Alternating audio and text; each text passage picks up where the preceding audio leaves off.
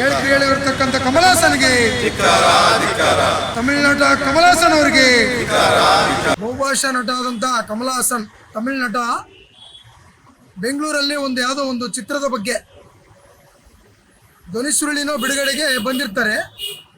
ಬಂದ ಸಮಯದಲ್ಲಿ ಪೂಜ್ಯ ಡಾಕ್ಟರ್ ರಾಜ್ಕುಮಾರ್ ಅವರ ಮಗನ ಹ್ಯಾಟ್ರಿಕ್ ಹೀರೋ ಶಿವರಾಜ್ ಕುಮಾರ್ ಅವ್ರನ್ನ ಇನ್ವೈಟ್ ಮಾಡಿರ್ತಾರೆ. ಆ ಕಾರ್ಯಕ್ರಮಕ್ಕೆ ಇನ್ವೈಟ್ ಮಾಡಿಬಿಟ್ಟು ಅವರು ಯಾವುದೋ ತಮಿಳ್ ಎಮೋಷನಲ್ಲಿ ಮಾತಾಡ್ತಾ ಕನ್ನಡದ ಬಗ್ಗೆ ತಮಿಳಿನಿಂದ ಕನ್ನಡ ಹುಟ್ಟಿದೆ ಅನ್ನೋ ಒಂದು ಹೇಳಿಕೆಯನ್ನು ಕೊಟ್ಟಿರ್ತಾರೆ.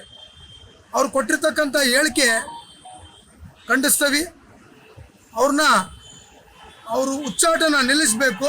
ಕೂಡಲೇ ಆ ಮಾತನ್ನು ಹಿಂಪಡೆದು ಇಡೀ ಕರ್ನಾಟಕ ಜನತೆಗೆ ಕ್ಷಮೆ ಯಾಚಿಸಬೇಕು. ಇಲ್ಲದಿದ್ದಲ್ಲಿ ಉಗ್ರ ಹೋರಾಟ ಮಾಡೋದಕ್ಕೆ ನಾವು ಸಿದ್ಧರಾಗಿದ್ದೀವಿ. ಅವರು ಚಿತ್ರನ ಯಾವುದೇ ಒಂದು ಇಡೀ ನಮ್ಮ ಕರ್ನಾಟಕ ಜಿಲ್ಲೆಯಲ್ಲಿ ಯಾವುದೇ ಒಂದು ಚಿತ್ರಮಂದಿರದಲ್ಲಿ ಪ್ರದರ್ಶನ ಮಾಡೋದಕ್ಕೆ ಬಿಡಲ್ಲ.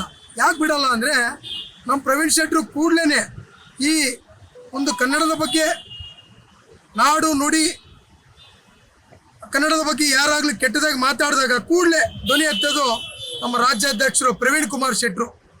ಕೂಡಲೇ ಹೋಗಿ ಅವರು ಇರ್ತಕ್ಕಂಥ ಬ್ಯಾನರ್ಗಳಾಗಲಿ ಇನ್ನೊಂದಾಗಲಿ ಹರಿದಿದ್ದಾರೆ. ಎದಕ್ಕೆ ಹರಿದಿದ್ದಾರೆ ಅಂದರೆ ಅವರು ಚಿತ್ರಕ್ಕೆ ಯಾವುದೇ ರೀತಿ ಕರ್ನಾಟಕದಲ್ಲಿ ನಾವು ಸ್ವಾಗತ ಮಾಡಲ್ಲ. ಅವರು ಬಹುದೊಡ್ಡ ನಟನಾಗಿರ್ಬೋದು, ಆದರೆ ಕನ್ನಡದ ಬಗ್ಗೆ ಯಾರಾಗಲಿ ಉಚ್ಚತನದಿಂದ ಮಾತಾಡಿ ಉಚ್ಚಾಟವನ್ನು ತೋರಿಸಿದರೆ ಅವರಿಗೆ ಕರ್ನಾಟಕದಿಂದ ತಕ್ಕ ಪಾಠ ಕಲಿಸ್ತೀವಿ.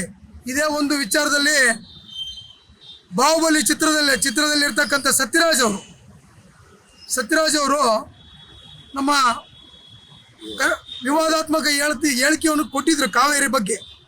ಅವರೊಂದು ಕಾಮಿಡಿ ಪೀಸ್ ಅಂತ ಹೇಳಿದರು ಕನ್ನಡದ ಬಗ್ಗೆ, ಒಬ್ಬ ಹೋರಾಟಗಾರ ಬಗ್ಗೆ.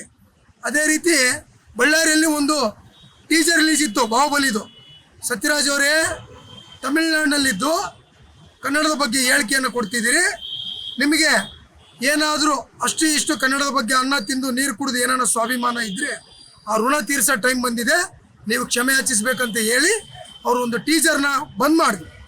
ಕೂಡಲೇ ಸತ್ಯರಾಜ್ ಅವರು ಒಂದು ನಟನೆ ಎಷ್ಟು ದೊಡ್ಡದಾದರೂ ಗೊತ್ತಿಲ್ಲ, ಅವರು ನಮ್ಮ ಕನ್ನಡದ ಬಗ್ಗೆ ಹೇಳ್ತಕ್ಕಂಥ ಆ ಕಾವೇರಿ ವಿವಾದಾತ್ಮಕ ಹೇಳಿಕೆ ಕೊಟ್ಟು ಅವ್ರು ಕ್ಷಮೆ ಯಾಚಿಸಿದ ಮೇಲೆ ಅವ್ರ ಚಿತ್ರನ ಪ್ರದರ್ಶನಕ್ಕೆ ಅವಕಾಶ ಮಾಡಿಕೊಟ್ವಿ. ಈಗಲೂ ಕೂಡ ಕಮಲಾಸನ್ಗೆ ಎಚ್ಚರಿಕೆ ಕೊಡ್ತಾ ಇದ್ದೀವಿ. ರಜನಿಕಾಂತ್ ಅವರು ಕೂಡ ಈ ಹಿಂದೆ ಅವರು ಕೂಡ ಕೊಟ್ಟಿದ್ರು, ಅವರು ಕ್ಷಮೆ ಯಾಚಿಸಿದ್ರು. ಈಗ ಕಮಲಾಸನ್ಗೆ ಹೇಳೋದು ಅದೇ, ನಾವು ಕನ್ನಡದ ಬಗ್ಗೆ ನೀನೇನು ಹೇಳನಕಾರಿ ಏನು ಕೊಟ್ಟಿದೀಯಾ, ಕೂಡಲೇ ಕನ್ನಡಿಗರಿಗೆ ಕ್ಷಮೆ ಕೇಳಬೇಕು, ಇಡೀ ಕರ್ನಾಟಕದ ಜನತೆಗೆ ಕ್ಷಮೆ ಕೇಳಬೇಕು. ಇಲ್ಲಾಂದ್ರೆ ಇವ್ರ ವಿರುದ್ಧ. ನೀವಿನ್ನು ಕನ್ನಡ ನಾಡು ವಾಹಿನಿಯನ್ನು ಸಬ್ಸ್ಕ್ರೈಬ್ ಮಾಡಿಕೊಂಡಿಲ್ವಾ? ಈಗಲೇ ಸಬ್ಸ್ಕ್ರೈಬ್ ಮಾಡಿ ಬೆಲ್ ಐಕಾನ್ ಅನ್ನು ಒತ್ತಿ ನೋಟಿಫಿಕೇಶನ್ಗಳನ್ನ ಪಡೆಯಿರಿ.